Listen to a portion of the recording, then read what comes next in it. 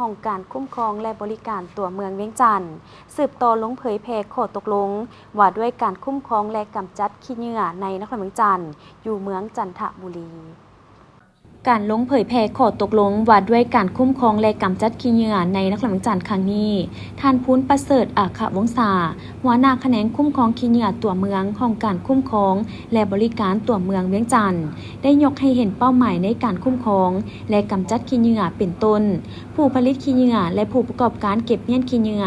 บุคคลนิติบุคคลทางภายในและต่างประเทศที่อาศัยอยู่ในนครเวียงจันทน์ที่ผลิตขี้เหงื่อต้องมีหน้าที่ลดพรขัดแยกเก็บเมียนท่อนโหมขี้เหงื่อของตนให้ถูกหลักสุขอนามัย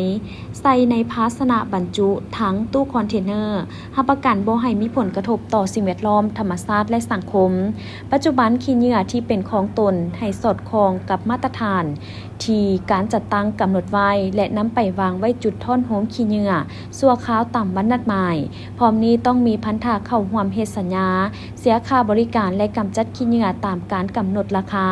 และการประเมินขี้เหงื่อตัวจริงอย่างเป็นปกติและครบถ้วนผู้ประกอบการเก็บเมียนและขนส่งขี้เหงื่อสมทบกับคณะกรรมการปกครองตาแสงเมืองลงเก็บกรรมข้อมูลครอบครัวหัวหน่วยธุรกิจสำนักงานองค์การห่างห้านและภาคส่วนอื่นๆเพื่อเฮ็ดสัญญาเก็บเมียนขี้เหงื่อให้ครบถ้วนทุกภาคส่วนการบริการเก็บเมียนขี้เหงื่อต้องปฏิบัติตามสัญญามงเวลามีนัดหมายอย่างเข้มงวดการเก็บเมียนขนส่งขี้เหงื่อตามเส้นทางสายหลักและในตัวเมืองแม่นให้บริการเวลากลางคืนโดยเริ่มแต่20:00 นหาเวลา6:00 นตอนเช้าให้สำเร็จและแต่ละครั้งที่เก็บขี้เหงื่อตามจุดต่างๆต้องเก็บเอาให้หมดต้องปกปิดให้ดีรับประกันบ่ให้ตกเหี่ยตามสถานที่และตามเส้นทางเด็ดขาดนอกนี้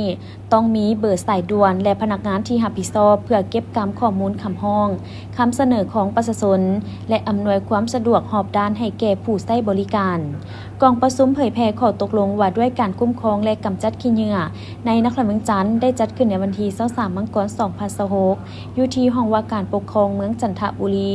โดยการเข้าร่วมของทานแสงสาธิตพิมพ์เมืองประธานคณะกรรมการปกครองเมืองจันทบุรี